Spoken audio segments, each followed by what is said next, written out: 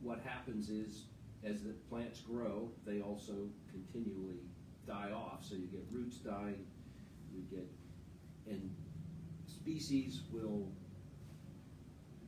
grow differently. We have bunch grasses, we have grasses with stolons, which are little roots that grow right along the surface of the ground and reroot and send up new plants. We have varieties with rhizomes that are even more vigorous.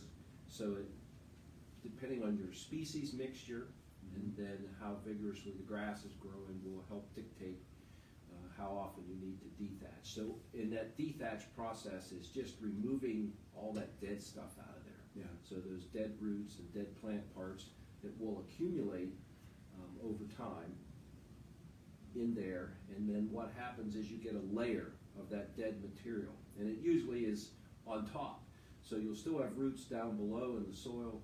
That thatch layer builds up towards the surface, and then you'll still have your green foliage on top. But the thicker that gets, you've got all that dead material in there. It also is kind of impervious to water. It'll repel water. So you get too much of it, the water, you think, we get a rain and you think you're watering the yard as well, and it comes down, but then it kind of rolls off. So it's not a good situation.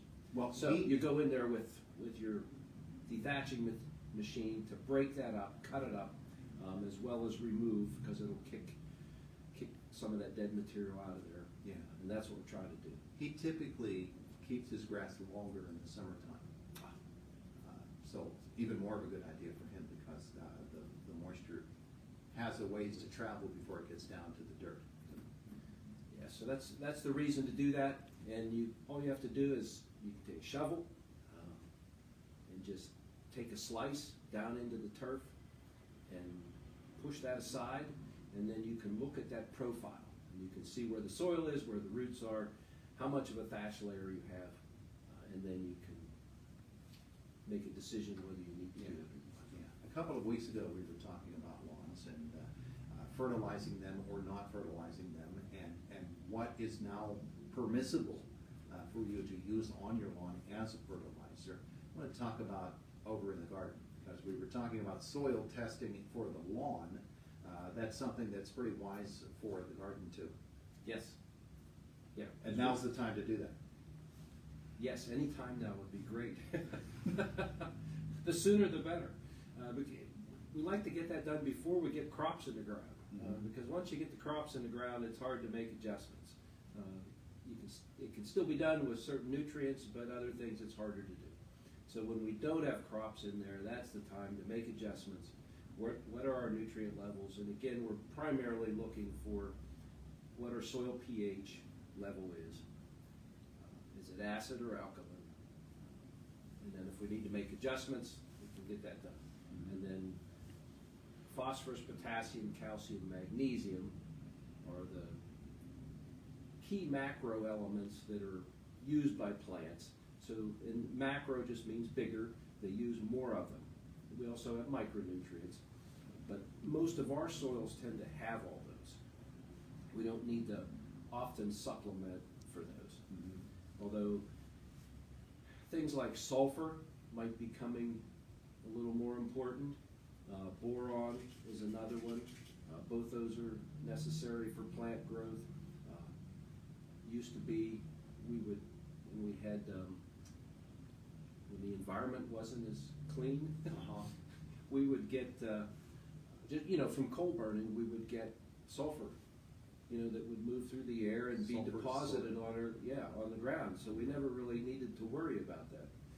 But now, as the environment is much cleaner, and we may need to start testing for that, to see what those levels are and whether we need to add any additional to that. But anyhow, a standard soil test typically is going to test for the pH, calcium, magnesium, phosphorus, potassium levels, and then we'll give you the results, how many pounds per 100 square feet, 1,000 square feet, depending on the crop, or on an acre basis, the size of the the planting, and then also say how many pounds of those materials of each one you need to apply to get it in the optimum range.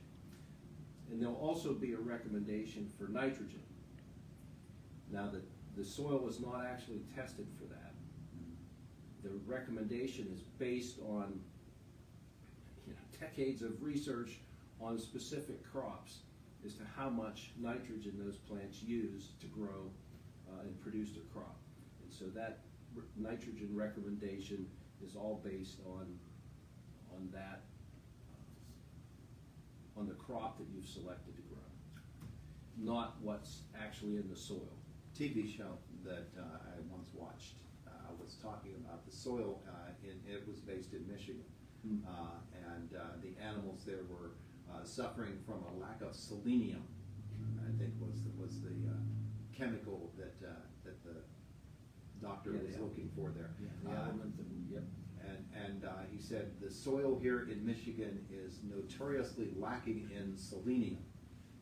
I don't know what the Pennsylvania soil selenium index is, but what fascinated me about that was how what's in the dirt makes it into the plants and into the grass that the cows and the horses were eating there, and how that's a key part of their diets. They need that stuff. Yeah, they need that nutrient, that element, and if it's not there, it has to be supplemented. And a lot of animal feeds supplement with that. Mm-hmm. Just to prevent against that. Yeah. But you're right, as we go across different parts of the country, everything's different, soils are different, environment's different, and so that's why we come back to utilizing these tools so that we can, wherever we are, make adjustments as necessary to grow the crops we want to grow. Well, let me ask you this. As you're thinking about your garden and what the soil content is, what the nutrients are in your soil. If you are planting one crop that is more wanting for this mineral, but next to it you have a plant that wants less of that mineral, what do you do? How do you keep them separate? Do you base where you're placing the plants in your garden plot away from each other or near to each other, or do you have to get a whole separate plot for this particular crop that you want because the soil there you could treat in a different way? Most vegetables, we can... The answer is probably yes. Yeah. If you're really fine-tuning it, yes, you would. You would take that crop that was a little different or needed some very specific things that other crops didn't need as much of. Mm-hmm. Yeah, you'd probably separate that out, grow them in a separate plot, so that you could just address that. Because they say don't plant tomatoes next to cucumbers or whatever it happens to be next to one another. Some plants want something that the plant next to it doesn't want.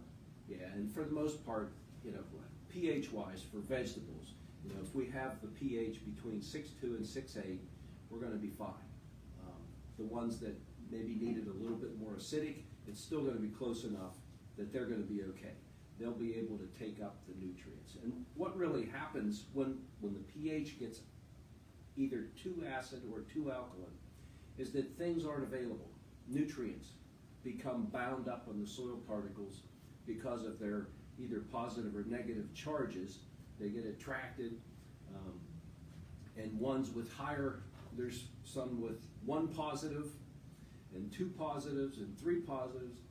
And depending on that, we're going to get too deep into soil stuff here. Jeez, a science class just broke out here in Indiana in the morning. But anyhow, there's attractions and detractions, and there's competition too.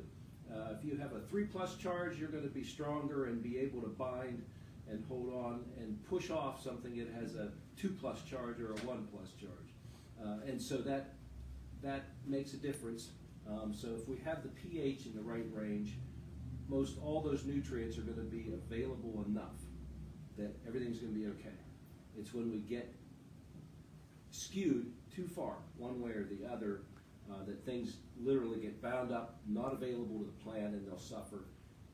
So we just got to, that's why we got to keep track of that, where the pH is. So we always call you Dr. Bob. I was thinking it was just a facetious title, but my goodness gracious. Holy cow. So, okay, we're thinking about planting our gardens. Go ahead, dig up the dirt, stick them in there and see what it does. So yeah, you can do that too. And then you got to know, well, what should the plant look like, right? What does a healthy plant look like? You know, if you're growing a cabbage, what's it supposed to look like? What color? You know, how much should it grow? How long should it take? Round and green and like a bowling ball. Yeah. If we're going that route, you know, or we could test the soil, apply the nutrients, get things where they need to be, and we'll have a better chance of success, and we'll feel better about it too. I don't know, my head aches right now after this conversation. All right, so there you go. It's time. And you boys said and you were girls. happy I was back. Get out there on the lawn and get to work in the garden. There's plenty to do outdoors. Thanks, Bob. You're welcome. It is the voice of Indiana County. It's WCCS 101.